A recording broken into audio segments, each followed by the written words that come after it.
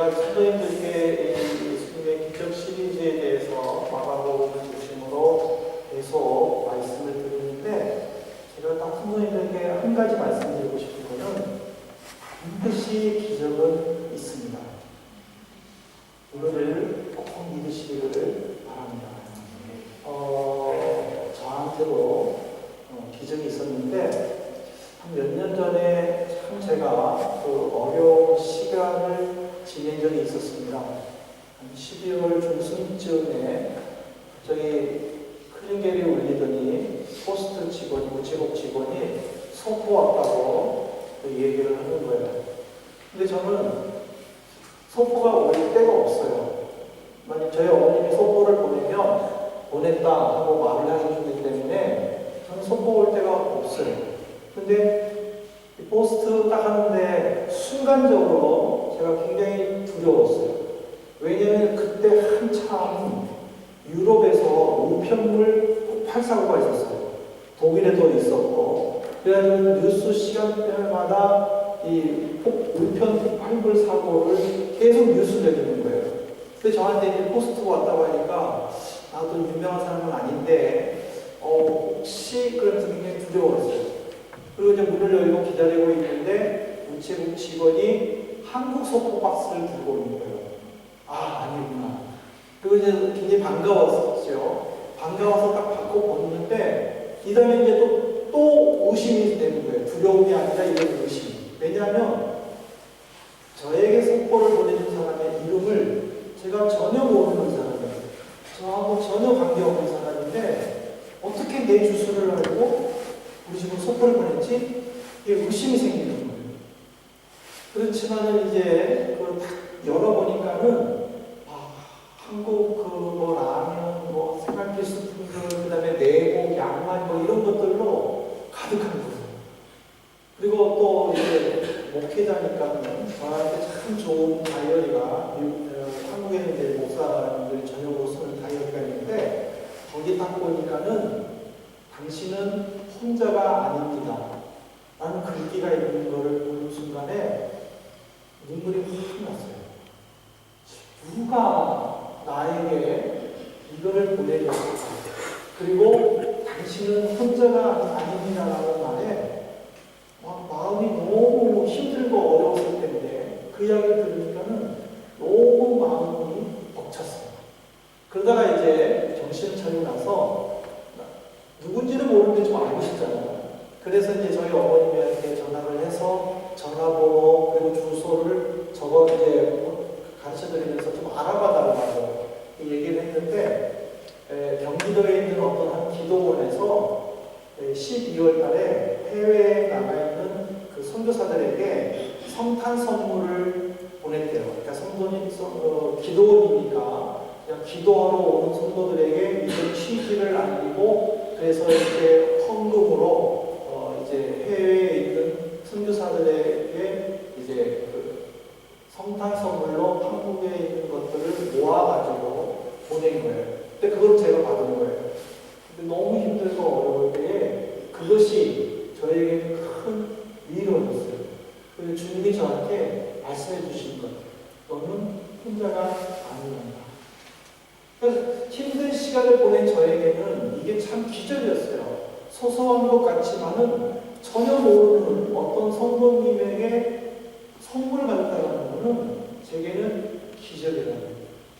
그러니까 제가 성도님들에게 이 기적에 대해서, 예수님의 기적에 대해서 설교를 하는데 정말 드리고 싶은 말씀은, 기적은 정말 있어요. 아주 소소한, 우리의 일상생활 속에서 소소하게 오는 기적도 있는가 하면 상상할 수 없는 큰 기적도 있어요. 근데 문제는 뭐냐면 기적은 있다는 거예요. 그러니까 내가 얼마만큼 이 기적을 사모하면서 하나님의 주신 그 은혜 속에서 생활하느냐, 이게 중요한 거예요. 그래서 이제 이번 시간에는 이제 또 다른 주님의 기적을 살펴보면서 우리가 도전을 받으려고 하는데, 오늘 내용은 갈릴리의 지역에서 전도를 하다가 한 나병 환자가 예수님 앞으로 나와서 고침을 받은 내용이에요. 근데 이 갈릴리라는 지역을 우리는 한번 생각을 해봐야 돼요. 왜냐하면 유대인들에게 있어서 이 갈릴리는 유대 땅에 속했지만은 좀 병박 취급했어요. 변두리 취급을 했어요. 그리고 여기에 살고 있는 사람들에게 대한 또 좋지 않은 편견 속에서 이 사람들을 무시하게 됐어요. 이것이 굉장히 기나긴 역사 속에 있는데 예수님도 이 갈릴리 땅에 대해서 어떤 평가를 내리셨냐면은 마태복음 4장 15절에 보면은 스불론 땅과 납달리 땅과 요단강 저편 해변길과 이방의 갈릴리어라고 했는데 이 이방의 갈릴리어라는 말은 바로 이사야 9장 1절에 이사야 선지자가 인용하는 말인데 예수님은 이외에 이 이사야 선지자의 말씀을 인용하면서 이방의 갈릴리라고 했느냐? 바로 그 갈릴리는 유대 지역에 속하지만은 유대인들만 사는 것이 아니라 모든 인종들이 혼합하여 살고 있는 유대 속의 이방인이라는 뜻을 가지고 있어서 바로 이방의 갈릴리어라고 했어요. 근데 이거는 이제 역사를 올라가 봐야 되는데 열왕기하 17장 6절에 보면은 이런 내용이 나와요. 호세아 제9년에 아수르 왕이 사마리아를 점령하고 이스라엘을 사로잡아 아수르로 끌어다가 고산 강가에 있는 할라와 하볼과 메대 사람의 여러 고을에 두었더라. 즉 북쪽 이스라엘과 국경을 맺고 있는 이 아수르에서 북쪽 이스라엘을 침략을 해가지고 북쪽 이스라엘의 수도인 사마리아를 완전히 함락시키므로 북쪽 이스라엘이 멸망이 됩니다. 그래서 이 아수르는 북쪽 이스라엘 사람들을 자기가 그 아수르의 여러 도시들에게 흩어버렸고 그리고 아수르에 살고 있는 사람들을 북쪽 이스라엘로 특별히 사마리아에 모여서 살게 했습니다. 그래가지고 이 사마리아 지역이 인종 시장뿐만 아니라 종교 시장이 된 거예요. 왜냐하면 아수르와 또 아수르에서 통치하는 여러 국가들의 사람들을 다 불러다가 이 사마리아에 살게 하니까는 어떤 사람들이 자기가 살던 곳에서 믿었던 신, 자기가 살던 곳에서 생활했던 풍습, 그것을 바로 이 사마리아에서 그대로 합니다. 그러면서 또 사마리아가 믿는 신, 즉 하나님을 믿는 그러니까는 정치적으로나 종교적으로나 사회적으로나 혼합이 되는 거예요. 이해를 못하세요? 이해를 못하면요, 우리를 생각하는 거예요. 나를 이해하는 거예요. 내가 한국에서 살았는데 여기 와가지고 어떻게 해요? 한국 음식 그대로 먹잖아요. 독일 음식 여러분들 즐겨 드세요? 독일 음식은 짜요. 맛없어요. 안 먹어요. 여기서 한국 음식을 먹는 거예요. 그러니까 한국에서 먹는 풍습 그대로 생각합니다. 여기에는 1월 1일밖에 설날이 없어요. 설날 자체도 없어요. 근데 우리는 그냥 뭐예요? 구정을 지켜요. 그래가지고 그 교회에서 구정 식사, 구정 친교예요. 그러니까 한국의 풍습이 그대로 와서 하는 거예요. 이것이 바로 북쪽 이스라엘 속에서 온 아수르의 제국에 흩어져 있는 이방 사람들의 모습입니다. 그러니까 정통 유대인이 볼 때에 이 사람들은 이방인입니다. 유대인이 아닌 거예요. 그래가지고 바벨론에게 포로에서 이제 포로 생활하다가 다시 돌아와가지고 에스더와 느헤미야를 지도자로 세워가지고 이제 그 유대 땅에 무너진 성벽과 성전을 재건할 때에 이 사마리아 사람들이 야 우리도 성전을 재건할 수 있다. 우리도 자격이 있다. 우리도 참여하고 싶다. 했었을 때에 에스라와 느헤미야가 완전히 막아버렸어요. 너희들은 우리와 같지 않다.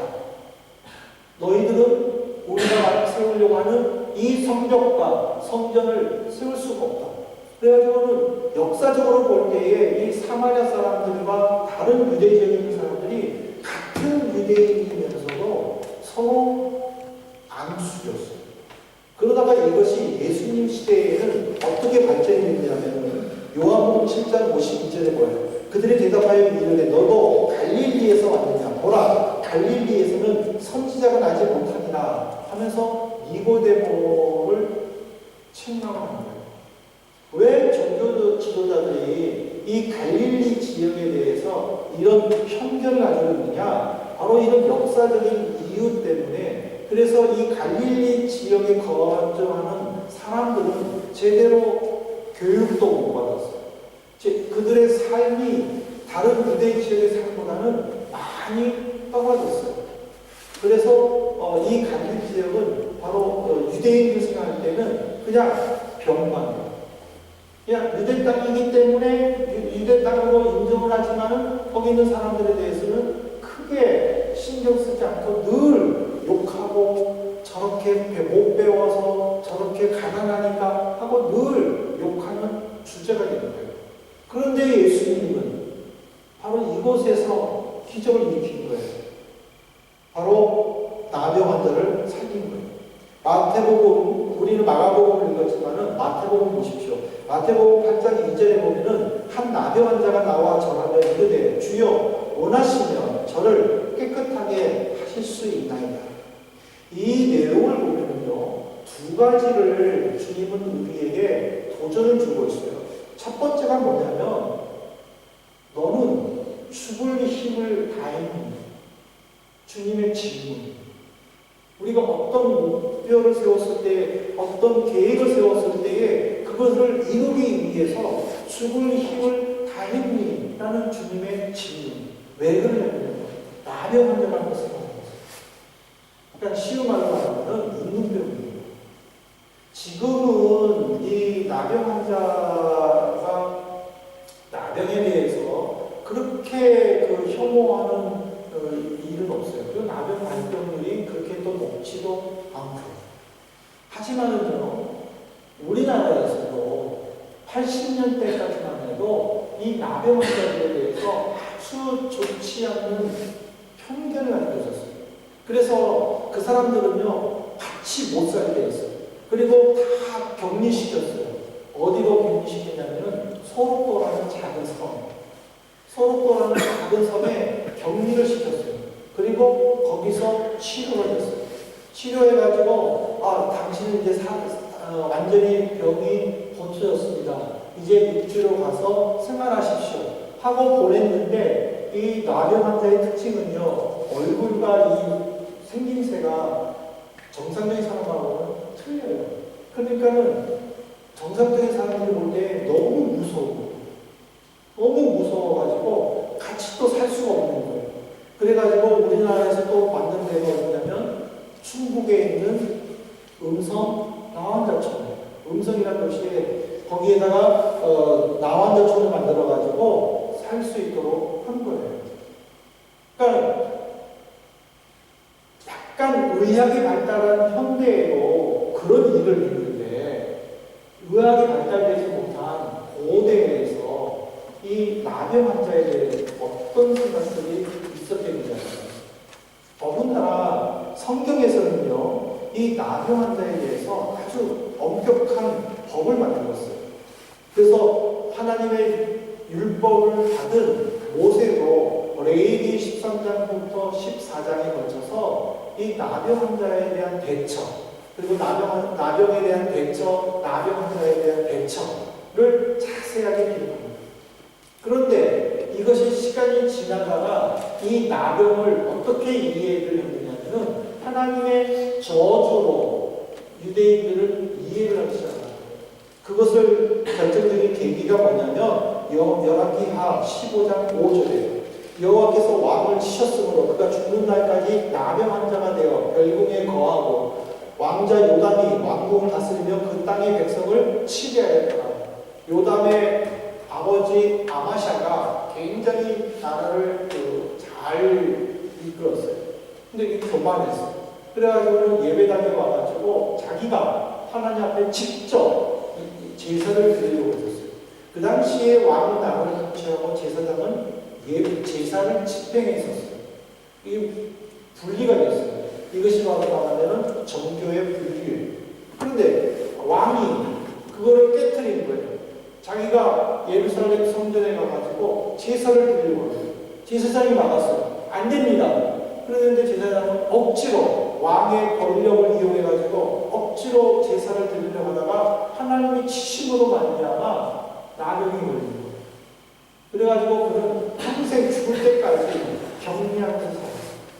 이 영향으로 유대인들은 나병 환자에 대해서는 같은 동네에서 못 살도록 핍박을 하고 쫓아내요. 그럼 한번 보세요. 지금 이 나병 환자가 예수님을 만나가지고 주님 앞에 무릎을 꿇었다고 그랬어요.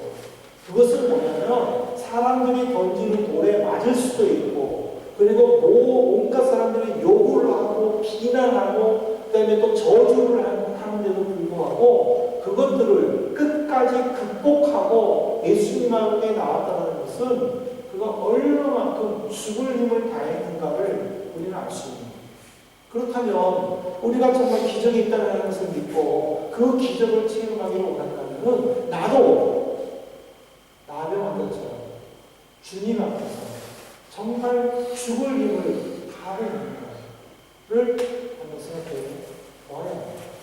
두 번째로 주님은 여기서 우리에게 주시고자 하는 도전은 뭐냐면 너는 분명한 목적을 가지고 나병 환자는요, 자기의 가만히 앉아가지고 예수님이 오기를 기다렸다가 예수님이 왔을 때 주님 나를 살려주십시오 라고 말하지 않았어요. 나병 환자에게 예수님이 마을에 들어왔다는 소리를 듣고 예수님을 찾아나가셨어요. 근데 한번 보세요. 양쪽이 서로 움직일 때에 사람 찾는 거는 굉장히 어렵습니다. 누군가가 한쪽에서 가만히 서 있어야 찾기 쉬워요.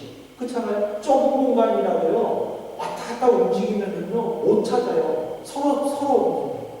제가 가만히, 교육관에 가만히 있는데도 보면은요, 교육관 안에만 있는데도 목사님 어디 갔어요? 찾아요. 못 만나. 한 몇 번 왔다 갔다 하다가 만나요. 그쪽은 교육관. 소민이 잃어버리면 안 되잖아요. 교육시켜야 돼요. 엄마 아빠가 없으면 그 자리에 서 있어요. 움직이지 말고 그 자리에 서 있어요. 계속 시켜야 돼요. 서로 찾으려고 움직이면요 못 찾아요. 근데 지금 그러니까 보세요. 나병 환자가 예수님이 지금 가만히 서 있는 것이 아니라 움직이잖아요. 움직이는데 나병 환자는 지금 그 움직이는 예수님을 찾아 나서는 거예요. 어디서 찾아요? 그는 죽을 힘을 다해 찾았어요. 왜 죽을 힘을 다해 찾았어요? 그가 예수님을 만나자마자 한 행동이 뭐예요? 원하시는 저를 깨끗하게 하실 수 있습니다. 분명한 목적이라는 거예요. 우리는 기도하면서 그 분명한 목적을 가지고 있느냐라는 것입니다. 여러분 마태복음 7장 7절에 보십시오. 구하라 그리하면 너에게 주실 것이요 찾으라 그럼 찾아낼 것이요 문을 두드리라 그리하면 너에게 열릴 것이요. 주님은 우리에게 기도의 양을 원하는 것이 아니라 기도의 질을 원하는 거예요. 근데 우리는 많은 사람들이 기도의 양에 대해서 대단한 자부심을 가지고 있어요. 나는 하루에 몇 시간 기도한다. 나는 하루에 얼마만큼 기도한다. 주님은요, 기도의 양을 따지지 않으셔요. 기도의 질을 따지는 거예요. 근데 대부분 사람들은요, 주님 앞에 기도하면서 그 목적에 대해서 많은 생각들을 해요. 뚜렷한 목적을 가지지 못한 사람은 조금 한번 시도해보다가 안 되면은 그냥 포기해요. 그리고 또 어떤 목적에 대해서 주변에서 조금 부정적인 말을 하면은요, 마음이 흔들려요. 그래서 다른 거를 찾아요. 아니면 내 목표다라고 생각을 하고 시작을 했는데 막상 그 이루는 과정이 어렵거나 전망이 없어 보이면은 그냥 포기하고 다른 걸 찾아요. 그리고 목적을 정하고 기도하기 시작했는데 그 응답하는 시간이 더뎌지면요 그냥 조급하게 하는 거예요. 그리고는 포기를 해요. 이거는 분명한 목적을 갖는 거 아니에요. 오히려 주변 사람들을 보면서 자기도 따라하면서 그냥 스스로 합리화시키는 거예요.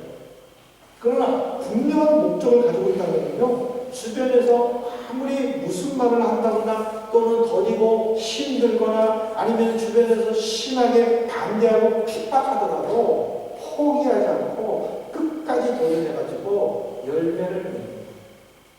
여러분들은 음악하시는 분들 중에서 요한 스트라우스를 아시죠?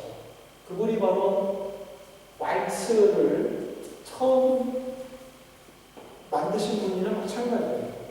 근데 그분이 궁중학사였어요. 오스트리아에서. 아버지도 반대했고 주변에서 반대하고 그가 왈츠를 연주할 때 주변에서 얼마나 반대하고 핍박했는지 모르고 방해합니다. 하지만 그걸 끝까지 이겨냈죠. 왜? 자기가 추구하고 싶은 음악이었기 때문에. 그래서 요한 스트라우스가 지금도 많은 사람들이 사랑받고 있고 존경받고 있는 거예요. 왜? 분명한 목적의식을 가졌기 때문에. 이 나병원적으로 분명한 목적의식을 가졌기 때문에 주님 앞에 왔었을 때에 다른 어떤 것도 하지 않았어요. 죽을 힘을 다해 주님을 만났었을 때에 주님 살려주십시오. 이 한마디밖에 없었어요. 이것이 바로 목적의식이라는 거예요. 그래서 바울 사도도 고린도 교회 성도들에게 어떻게 요구를 했는지 아십니까? 고린도전서 10장 31절에 보면 그러는 너희가 먹든지 마시든지 무엇을 하든지 다 하나님의 영광을 위하여 하라. 성도라면 하나님의 영광, 그 하나님의 영광이라는 분명한 목적을 가지고 음악을 하든 미술을 하든 사회생활을 하든 직장생활을 하든 사업을 하든 무엇을 하든 하나님의 영광만을 나타내라. 그렇게 요구하고 있습니다. 사랑하는 성도 여러분, 이제 말씀을 맺겠습니다. 나병한 자는 자기의 소망과 목적이 있었습니다. 그리고 그 목적을 향해 예수님을 죽을 힘을 다해 찾아갔고, 그리고 그 주님 앞에 무릎 꿇고 간구했을 때에 주님이 뭐라고 했습니까? 성경을 보십시오. 내가 원하노니 깨끗함을 받아라. 이 말이 무슨 말이냐면요, 이거예요. 내가 원하기만 하면 너희가 그렇게 이루고 싶은 간절한 소망들이 반드시 이루어진다. 얼마나 멋진 거예요. 내가 그렇게 이루고 싶은데, 내가 그렇게 바라는 것들인데, 내가 그것 때문에 온 힘을 다하는데 주님을 만나서 내가 원하노니 그 한마디면 끝난다고. 저는 이 말씀을 준비하면서 이 말이 얼마나 마음에 도전이 되고 정말 멋진지, 야, 주님 나한테도 딱 한 번만 얘기해 보세요. 내가 원하는 백지요. 제 성경을 읽다가요, 마가복음 45절에 보면요, 사방에서 그들이 그에게로 나오니라는 말에요, 제가 나의 소망이라고 적었어요. 나의 소망. 사방에서 나를 통하여 예수께로 그들이 나아가니라. 그것이 내 소망. 근데 나는 하나님께 얘기해요. 하나님, 내가 이 소망인데 주님 나를 만나가지고 내가 원하는 그 한마디 끝나잖아요. 여러분들의 소망이 뭐예요? 여러분들이 정말 이루고 싶은 것이 뭐예요? 그 이루고 싶은 간절함이 주님을 통하여 내가 원하는 그 말씀 들으시기를 주님의 이름으로 축복합니다. 근데 오늘 우리는요, 이 나병에 대해서 조금 더 깊이 생각해야 돼요. 마지막으로 저는 보거든요. 나병은요, 분리를 의미해요. 이 나병 환자는 유대인이었어요. 유대인이라면 유대 사회에서 살아야 돼요. 유대 사회에서 직장 생활을 하든 사업을 하든 뭐든 하든 해야 돼요. 근데 나병 때문에 분리된 거예요. 그러니까 즉 나병이라는 것은 분리예요. 내가 유대인으로서 해야 할 일을 못하는 거예요. 사탄은요, 우리에게 나병을 심어줘요. 자꾸 교회를 의심하게 하고, 말씀을 의심하게 하고, 성도들을 의심하게 하고, 성도들 사이를 이간질하게 하고, 힘들고 어려운 일들이 나타나게 하고, 그래가지고 자꾸 주님께로 가려고 하는 거기에서 유혹을 해가지고 착각을 해버려요. 점점 주님과 멀어지게 만들어요.